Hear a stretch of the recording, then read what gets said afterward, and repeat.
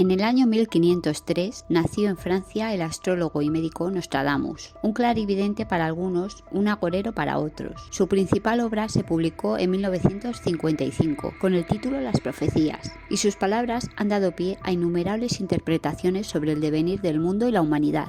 En 1555 salió a la luz en Lyon un libro titulado Las Profecías del señor Michel de Nostradamus. La obra estaba compuesta de 353 cuartetas, poemas de 4 versos escritos con términos enigmáticos que pretendían anunciar los sucesos del futuro próximo en Francia y en toda Europa. El éxito de las profecías fue espectacular y dio a su autor, un médico provenzal conocido ya por sus almanaques, una fama a escala europea, sobre todo después de que en 1559 se produjera un acontecimiento trágico que Nostradamus había pronosticado en 1555, la muerte del rey Enrique II en el curso de un torneo. En los años siguientes, Nostradamus publicaría sucesivas ediciones de sus profecías, ampliadas cada vez con nuevas cuartetas, de manera que la última edición contaba con 942, agrupadas en un total de 10 centurias. De ahí que la obra se conozca también con este nombre. Nostradamus decía que sus obras eran libros de profecías que he querido pulir un poco oscuramente. Él mismo reconocía, pues, que había dado deliberadamente un aire oscuro y enigmático a sus pronósticos, hasta convertirlos en abstrusas y perplejas sentencias. Lo justificaba como una manera de impedir que el vulgo pudiera acceder sin dificultad a las verdades celestes que él había recibido por una inspiración especial. No cabe duda, sin embargo, de que esta manera permitía que sus pronósticos pudieran interpretarse de distintas maneras y así se aplicaran a diversos acontecimientos del futuro. De ahí que muy rara vez precise la fecha en la que la profecía debía cumplirse. El aire enigmático de las cuartetas se lograba mediante varios procedimientos lingüísticos, uso de latinismos en vez de palabras habituales, elipsis o supresión de verbos o artículos, sintaxis enrevesada, hasta los errores de impresión habituales de una edición a otra añadían un plus de misterio. Tras su muerte en 1566 y hasta hoy día, a Nostradamus se le ha recordado siempre como astrónomo y adivino por antonomasia, y sus obras han atraído a una legión de lectores en busca de supuestas predicciones de sucesos históricos ocurridos siglos más tarde. Por lo general, un ejercicio de charlatanería desbocada que ha dado lugar a manipulaciones tanto políticas como mercantiles. Lo cierto es que gracias al estilo enigmático utilizado por Nostradamus en sus centurias, estas pudieron aplicarse a episodios dramáticos ocurridos decenios o hasta siglos más tarde. Una profecía para cada gran crisis de la historia. Vamos a ver algunos ejemplos. El asesinato de Enrique IV de Francia. Mientras iba en carroza por una calle de París, Enrique IV fue atacado por un fanático que le reprochaba las concesiones realizadas a la minoría protestante. El rey murió a las pocas horas a causa de las heridas del puñal. En las semanas anteriores al magnicidio circuló por París una cuarteta falsamente atribuida a Nostradamus y a la que nadie hizo demasiado caso. Después del atentado, en cambio, algunos la interpretaron como una profecía. Otra de las profecías, 1792, la abolición de la monarquía francesa. La Revolución Francesa, iniciada en 1789, dio lugar a muchas asociaciones con las cuartetas de Nostradamus. Este se había referido en un prólogo de las centurias a una renovación de siglo que tendría lugar en 1792, justo el año en que se abolió la monarquía y se proclamó la república. Otra cuarteta aludía a El monje negro en gris dentro de Varenes, verso que se interpretó como alusión a la huida de Luis XVI en 1791 y su detención en la misma población. Y un tercer ejemplo, 1804, la coronación de Napoleón Bonaparte. El fulgurante ascenso de Napoleón hasta su coronación imperial en 1804 incitó a muchos a buscar supuestas anticipaciones en las centurias de Nostradamus. En 1806, un médico de Montpellier publicó un opúsculo de título elocuente, Napoleón I,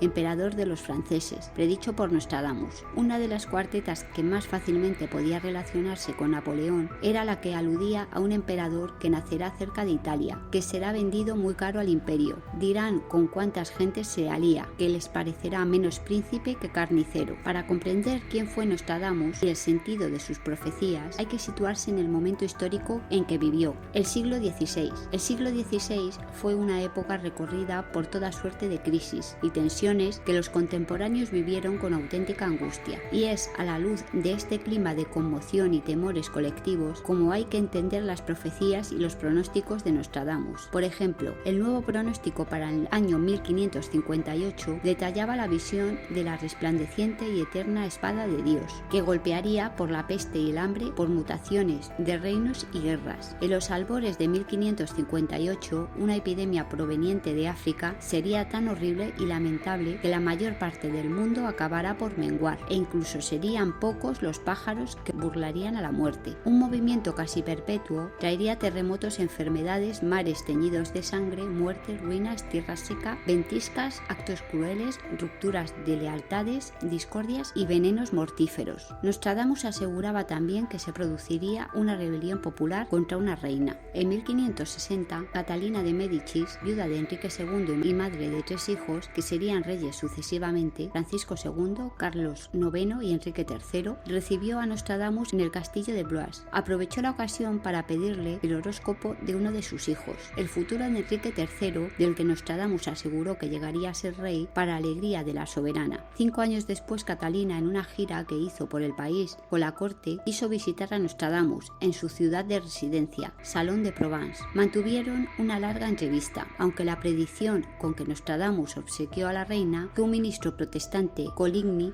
moriría antes que el rey Carlos IX, no resultó muy impresionante, pues Coligny tenía casi 50 años y el monarca apenas 15. Coligny, en todo caso, sería asesinado por sus enemigos católicos durante la noche de San Bartolomé en 1572. Los males que pronosticaba Nostradamus preparaban al lector para lo peor. Nuestros problemas no terminan aquí y todavía no hemos tocado fondo. Las desgracias en los presagios de Nostradamus parecían no tener límite. Del cielo vendría el fuego, lluvias de sangre.